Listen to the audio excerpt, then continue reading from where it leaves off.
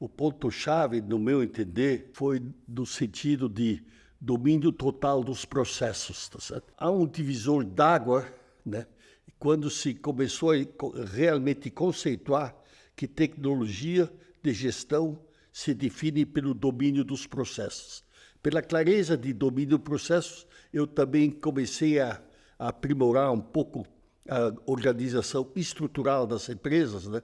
Que o conceito de organogramas, etc., é uma coisa bem mais antiga e que as empresas, pela especialização de funções, vamos dizer, a engenharia com engenheiros, né, recursos humanos, marketing, vendas, logística, já tinham estruturas profissionais.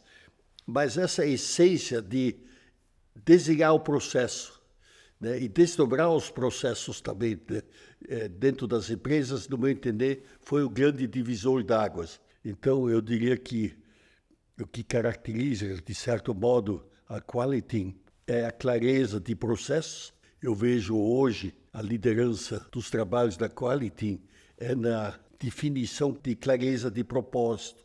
Essa clareza de propósitos, né, dentro dos desenhos clássicos de gestão, a quality, o seu sucesso, seu ajustamento para as realidades e necessidades do mercado, eu diria que ela, talvez, a diferenciação dela é de tentar motivar e qualificar as equipes sobre a clareza do propósito e, em cima disso, usar as tecnologias de processo. Essa conjugação, eu acho que possibilita essa evolução de uma forma extraordinária. Clareza básica de definir clareza do processo, no meu entender, não deverá ser substituída, tá certo? Eu poderia estender horas sobre esse tema da complexidade, da não clareza de propósito, tá certo? E isso, principalmente no setor privado, a pressão do mercado nos leva a uma evolução natural disso, mas no setor público, essa clareza de construir o propósito e fazer o conjunto de toda a máquina burocrática desdobrada, construir na busca do propósito, tá certo?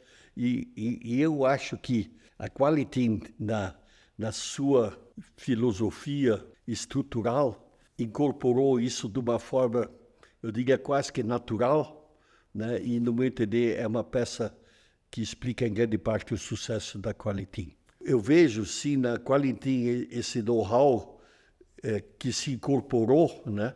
E que, de uma forma ou outra, a gente sente, né, que a busca de excelência ou de qualidade, né, é inerente à filosofia da empresa, tá? Então, eu diria assim que quase que eu tenho naturalmente um respeito e uma identificação filosófica dessa metodologia ou modo que a quality enxerga e faz as coisas, tá certo? A complexidade desse entendimento, né, para quem não está acostumado, é estranha, né? E daí o esforço de conseguir fazer com que a cúpula da empresa entenda e absorva o propósito para poder praticar o propósito. Quase estranho o que eu vou dizer, né?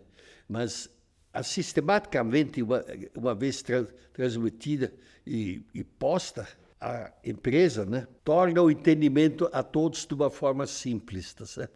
Isso é uma coisa quase absurda que eu afirmo, tá certo? Que você, ao trabalhar que aparentemente enfia tecnologias complexas, né, passa no segundo momento a possibilidade do pessoal entender os propósitos finais da empresa, né? Então, eu acho que o grande valor do trabalho da quality, né, é que, através das tecnologias de gestão, né, tornam a empresa com uma transparência aonde ela quer chegar. E eu diria que esse talvez é o maior desafio na maioria das empresas. No meu entender, o maior fator de sucesso das empresas é quando não se perde o domínio do core business.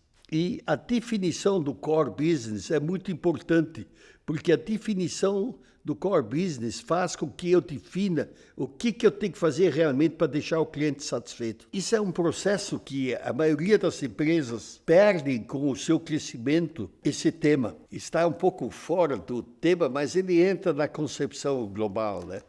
Mas eu de brincadeira, assim, quando vejo essas ações do mercado de capitais, etc., né? Aí eu pergunto, quantos membros do board têm domínio e entendimento core business, né? E como esses boards são feitos de estruturas de imagem, de mercado e coisas assim, né? No meu entender, a distância do processo macrodecisório com a essência do core business que sustenta o negócio, tá certo? É um dilema enorme, né? Também de gerações, tá? Então, por isso que é tão importante analisar o cliente, analisar o que ele quer, o que eu tenho que fazer, como satisfazer o cliente, né? Porque eu sempre tenho que retornar à essência do meu core business, que é servir o cliente, tá certo? O que significa servir o cliente? Eu observo assim na formação dos boards que o afastamento da estrutura em relação à plena satisfação do cliente é uma coisa que muitas vezes se perde, né? Por isso é tão importante analisar os processos, que processos realmente fazem com que o cliente esteja satisfeito. Eu estou falhando ou não estou falhando nesse processo, né?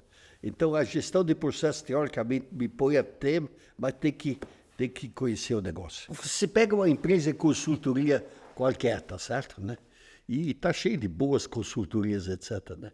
Mas essa essência de conjugação do técnico com a gestão de processo, tá certo?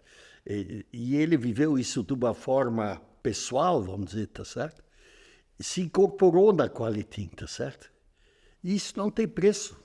Eu lhe dou uma empresa qualquer e diz, introduz essa filosofia. Capaz de levar 20 anos se não conseguir, tá? E aqui nasceu a natural.